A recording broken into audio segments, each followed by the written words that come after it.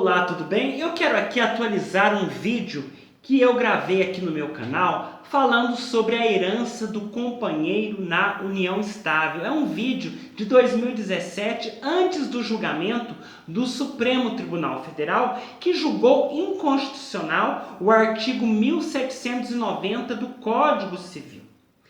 Nós sabemos que a união estável e o casamento civil, eles são reconhecidos como entidade familiar pela Constituição Federal. E sendo que a união estável, ela pode ser formalizada através de escritura pública, firmada em cartório de notas ou por contrato particular, registrado em cartório de títulos e documentos. E elege-se nesta formalização o regime de bens. No caso de formalização da união estável por escritura pública, permite-se uma maior flexibilidade aí que o casamento civil. Por quê? Porque é permitido, é possível fazer um regime de bens misto, destacando-se, por exemplo, que parte do patrimônio, mesmo adquirido antes da união, ele se comunicará com os bens que serão adquiridos pelos companheiros durante a união estável. Então pode-se fazer isto quando se formaliza a união estável. É comum, muitas vezes, entre as pessoas que vivem em união estável, não formalizar a união através de escritura pública ou contrato. É o que mais ocorre, né? No nosso meio jurídico é o que mais ocorre.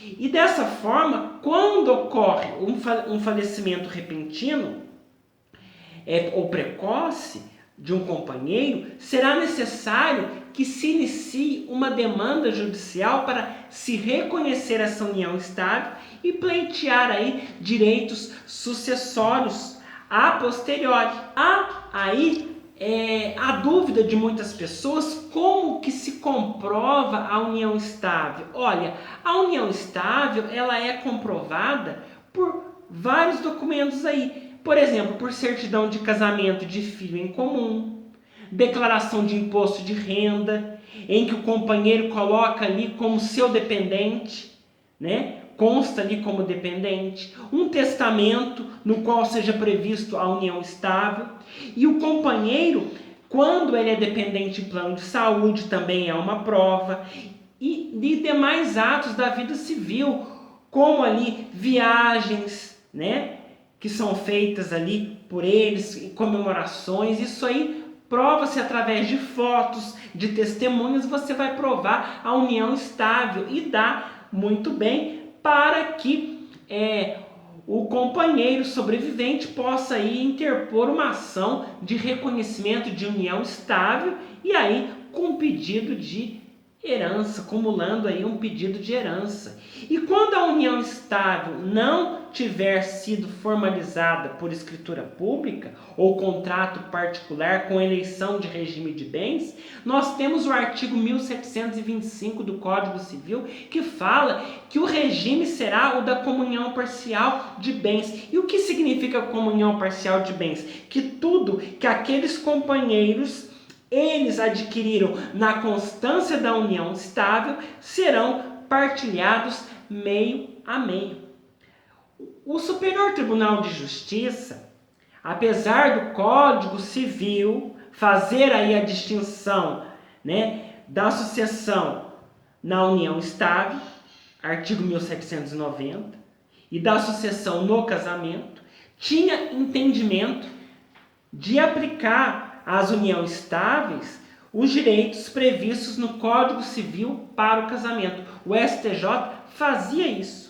E a discussão, ela foi finalizada, como eu disse no início deste vídeo, pelo Supremo Tribunal Federal.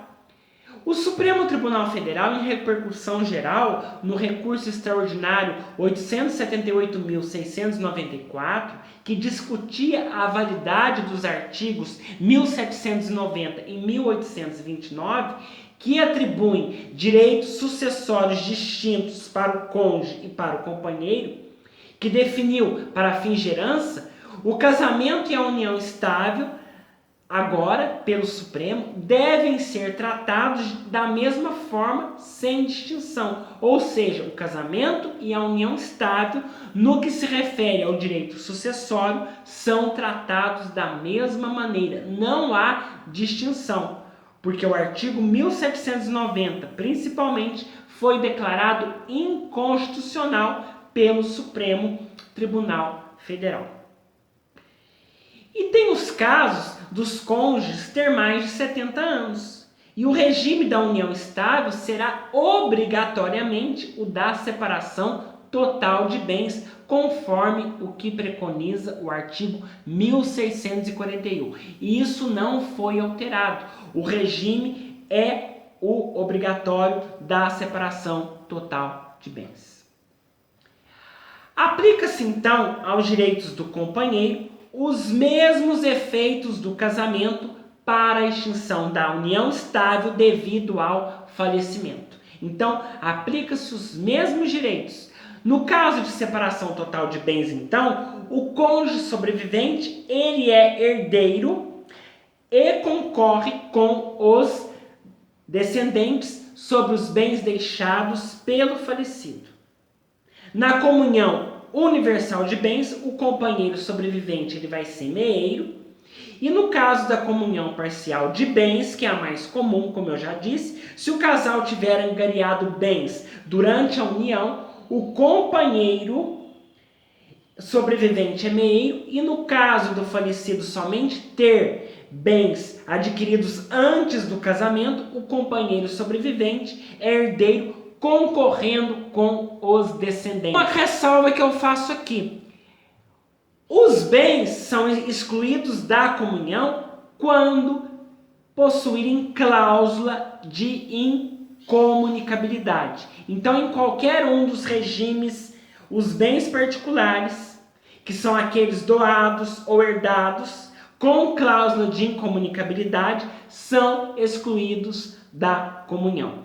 Então, portanto, com a equiparação para fins de herança do casamento e da união estável, o mais seguro para o casal, para evitar discussões futuras entre os herdeiros, principalmente se houver filhos de outra união ou casamento, é formalizar a união estável através de escritura pública ou contrato de convivência com a previsão de regime de bens. Então, o mais sensato é isso, para evitar possíveis brigas e discussões, principalmente quando se tem filhos de uma outra relação, de um outro casamento ou de uma outra união estável.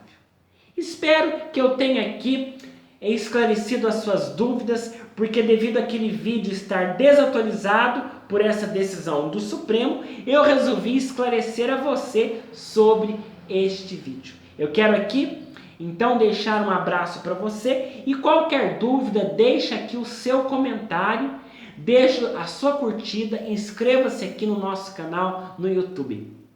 Um grande beijo e até o nosso próximo vídeo.